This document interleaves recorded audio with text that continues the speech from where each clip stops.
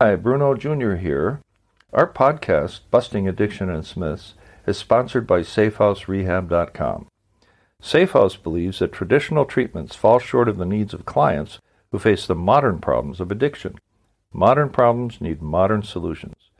Multiple addictions, multiple relapses, multiple triggers, and cheaper and more powerful street drugs set up unprecedented challenges facing treatment centers. What is needed is a more sophisticated approach, a better way forward. There are 3 reasons to choose our progressive modern treatment program. 1, a more sophisticated intake process. 2, technology proven to enhance recovery. And 3, the most robust aftercare program in our sector. To learn more, visit us at SafeHouseRehab.com.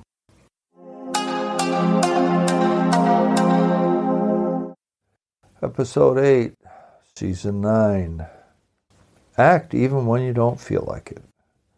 This is one of those paradoxes that at first does not make sense, but it will after I take some time to explain it further. This concept is more fundamental than it appears. At the most basic level, we have been educated to do the right thing even when we don't feel like it. It goes all the way from waking up on time even when we don't feel like it at all. After all, who wouldn't want to sleep in every day? To making honest choices even though we would rather get by with a little lie. In recovery, we call the easier, softer way the path that we would rather take than the path that requires us to do the work of recovery. Very early in my recovery, I landed a non-paying job as a house coordinator for a sober living house. In exchange for my presence at the house, I got to live there rent-free. Not a bad deal. My job was simple.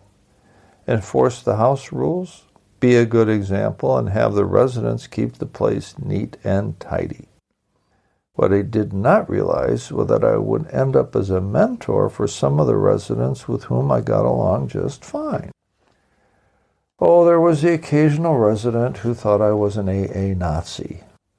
But that did not concern me in the least because that was their problem, not mine. So long as they stayed clean and sober and cleaned up after themselves, that's all that mattered. I ran what I called a 2-strike house.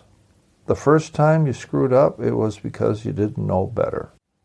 The second time you screwed up, you knew better, but you did it anyway. So pack your bags. See you later. I was very, very serious about my sobriety in the early going. I still am after 28 years, but in the early going, I did not cut myself any slack at all. There came an evening when there was a discussion about whether the gang should go out for pizza at a well-known pub or to some other place. I positioned the choice as follows. It's not a matter of what I would like to do, but what I need to do to stay sober today. Yeah, I'd love to go to Barney's for pizza, where there will be plenty of pitchers of cold beer on neighboring tables and offered to us as well, but I don't need that right now. It would be just too easy to say yes. Why not? I had to act even when I didn't feel like acting in the right way. There's something far greater than how we feel. Besides, our feelings can keep us stuck or lie to us. Another angle to acting in the right way despite what we feel is the issue of coming to believe out of understanding the issue first. In other words, I need to understand this thing before I believe it. Well, St. Francis, a great man, a gentle man, a brilliant man, a philosopher and a writer, tells you what I think of him. St. Francis stood this on its head when he said, "Seek not understanding so that ye shall find faith. Seek faith so that ye shall find understanding." Even several hundred years ago, people tried to think their way to some level of faith, and they simply could not. They thought that they could climb some esoteric intellectual mountain, and having got there, they thought they would be able to say, "Oh yes, now I see, and now I understand, and now I believe." It never happened that way. It was about an act of surrender, a flash of insight, and a leap of faith that had people see things in a whole new light. It was an act not of the mind. Rather, it was an opening up of the soul to the grace of a higher power that transformed the person from a skeptic to a believer, and a happier and more useful one at that. Now, to get to a topic that has special meaning to those who love an addict or alcoholic, it's about undoing the rules put in place by the disease that had us in bondage for so long. We have been conditioned by years of reacting certain ways that we don't even think about anymore. We don't want to think about it anymore. This thing has worn us out. Yet somehow deep in our hearts, we want to make a big change. Here's something I learned in my 40-plus year business career. Small changes equal small results. Big changes equals big results. Are you ready? The thing is, you don't feel ready. And to that, Miss Deborah J. says, so what? Well, she did not say that, but she meant it that way. I added the cheeky so what. Here's some wisdom that busts yet another myth in my series on myth busting. Miss J., author of the book No More Letting Go, says this: we don't feel ready to do anything. But believing that feeling ready is a prerequisite for getting ready is one of the greatest blocks to taking action. Feeling ready is a myth. Taking action, whether we feel ready or not, starts early in life, and it doesn't and shouldn't end. We go to kindergarten whether we feel ready or not. We learn to ride a bike in spite of the possibility of landing squarely on the pavement. If everyone waited until they felt ready, very little would get done in this world. So we need to take action whether we feel ready or not. For that to happen, we need to take a leap of faith. If for you, as the caregiver or just mom or sister to a sick alcoholic or addict, taking action means planning an intervention, start planning an intervention, whether you feel ready to do it or not. Why? Because you know enough right now and you believe that you would be doing the right thing whether you get the results you pray for or not. You are taking that leap of faith that could change your life and the lives of those around you. It only takes one brave, scared, but brave nonetheless person to change everything.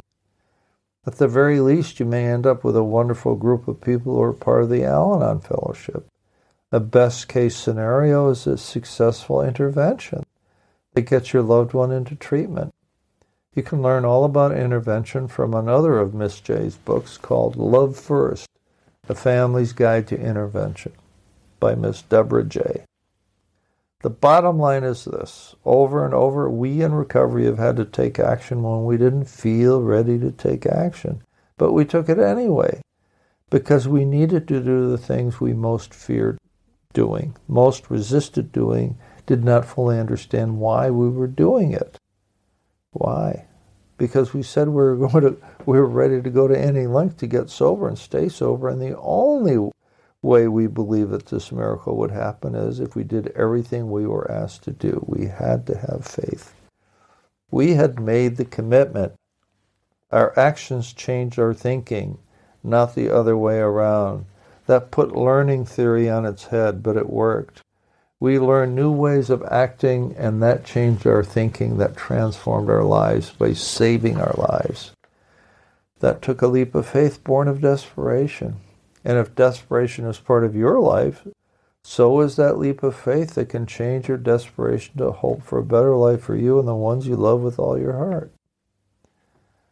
So what did we learn about taking action today?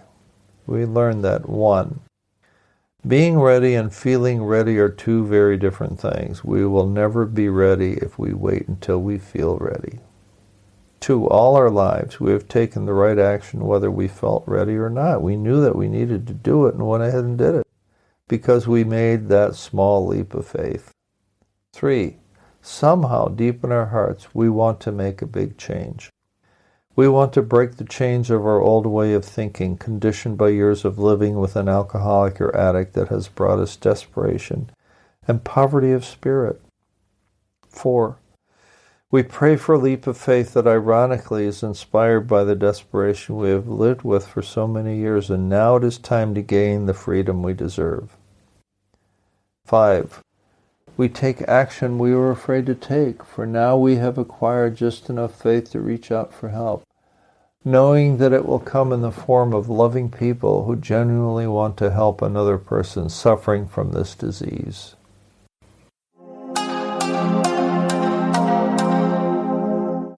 Our podcast is sponsored by SafeHouseRehab.com, a modern approach to recovery. To learn more, visit us at SafeHouseRehab.com.